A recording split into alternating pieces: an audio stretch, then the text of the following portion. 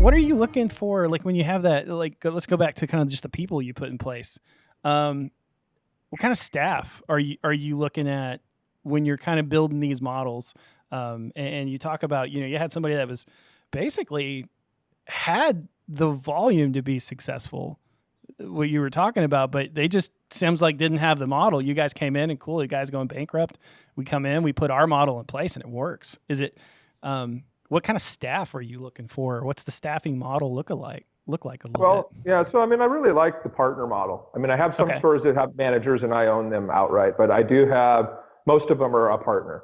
And that kind of goes back to Bill Osborne. And if you got some skin in the game and you're at that store, you're going to run it like every dollar's yours. And so, that model works the best. And, but these stores like the one we were just talking about, they're not run very cleanly. And pharmacy is an industry that is like no other. And when you sit and have a beer and explain it to somebody, like for instance, you go to the grocery store, you buy a candy bar, you pay $1.50, you hand the lady $1.50, she puts it in the till, they put it in the bank tomorrow. Yeah. Right. And the only way that store loses money is if they don't price it right or someone steals it. Right. Mm-hmm. So here in our industry, we're pressing, F7 or F12 or whatever button that is to rifle that claim off. And if you have an obsolete NDC, you got a package size wrong, I mean, boom, you could lose $50 in 2 seconds. I mean, you could lose $100 in 2 seconds. Yeah. You submit a flu shot without an admin fee. The pharmacist forgets, or who's ever billing, the technician, $20, lit on fire, right? And you're not going back and looking at those. You're always going forward. So what industry can lose so much money on a simple transaction by just a minor little error? That's us. That's true. And super true. And so we have so much money wasted for ourselves in our industry by just not, basically dotting your I's and crossing your T's and watching the pennies. I had an old saying, and I can't remember who told it to me, but you watch the pennies and the dollars will take care of themselves. And nice. So we get into these stores and we just start plugging all the leaky money holes, whether it's, double internet bills, extra phone lines. I don't know how many stores I've grabbed the phone bill and they got 6 phone lines they haven't used in 10 years. Oh, wow. It's $30 a line. I mean, right. It adds up. Yeah. So you start plugging these holes and pretty soon, you just save $2,000 a year, or you just save $5,000 a year. You just saved another $5,000. Next thing you know, you got 40, 50 grand you've saved of just waste. And it's not necessarily, dispensing the prescription, but it could be how you're buying your labels and your vials and credit card processing. I've worked with you guys on some credit card processing stuff, Sure. to help make it more advantage on the fee side for the end user. So all those little things, we start plugging that, and boom, that store with that volume is now super profitable when it wasn't. And it's more of just the things I've learned over the years and the process we put together. And it's fun. It's fun digging into a new store. I'm doing it right now in a big volume store. 3,500 scripts a week, and it's so profitable. And if you did nothing, it'd be a great store. But now you start plugging those holes, and those holes typically are bigger holes. Oh, yeah, no doubt. Well, because it's exponential with the volume. So you plug that big hole, then you start working on the small. So pretty soon, it's eye-opening. It really is.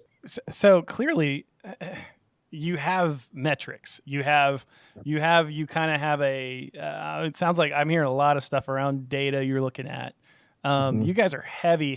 It sounds like into data analytics. Then, if you're talking like package size, making sure you have an admin fee for vaccinations and things like that. What tools or what tools that are out there that you guys use, or maybe it's all internal to identify those things? Yeah, some of it's internal. We have a guy, and I'll kind of tell you the whole story on it. And but there are tools out there now, and I'd say probably in the last 3 years there's more out there for pharmacies than not. With different PDS had something like that, and FDS, and some different ones of those companies have data analytic type models. I think some of the wholesalers do as well. But it's one of those things where you're going to pay for a fee for service, then you don't use it, right? So how many fee-for-services do we go to these conventions and we're like, that's awesome. I'm going to sign up for that. That's $299. Oh, I'm going to sign up for that. That's $199. Oh, that was even better. That's a $499. Next thing you know, you're $3 or $4 grand a month into all these fee-for-service platforms. And if you're not using them and not getting an ROI, you're absolutely lighting money on fire. So that drove me nuts, because it's kind of like, I got smart people. I mean, I've always said I'm only as good as the people that I surround myself with. And some of my partners, or all of my partners, are fantastic, but some are really, really super smart. And so when I bought a store, I had a pharmacist. He was the son of the guy we bought out, and a super analytical type of a guy.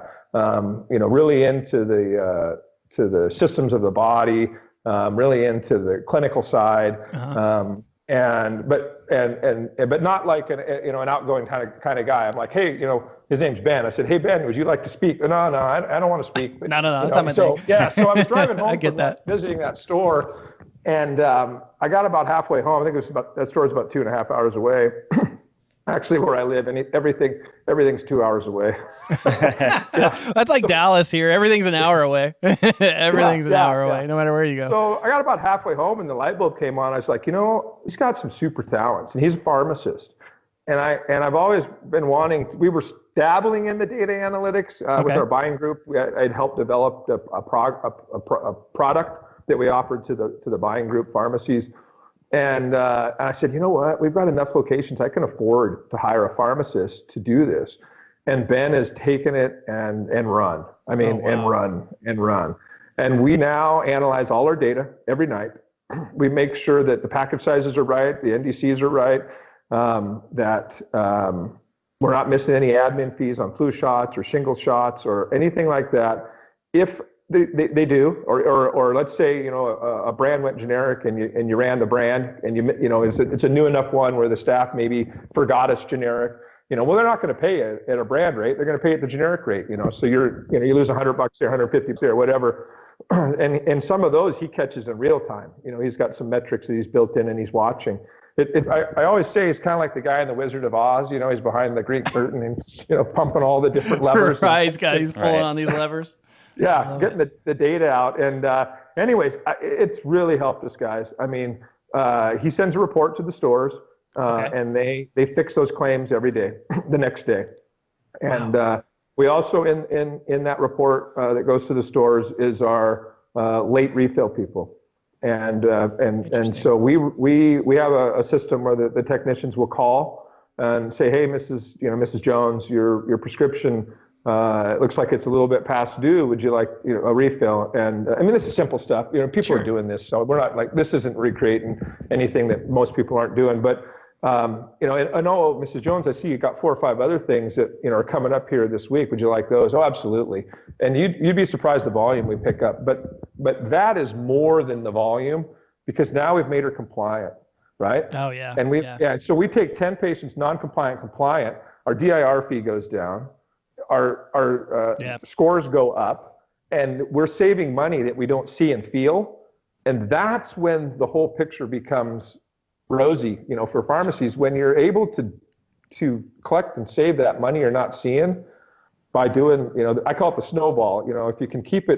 If you can do it right in the beginning, it doesn't snowball into a big giant ball and hit you in the face at the bottom of the hill. Right.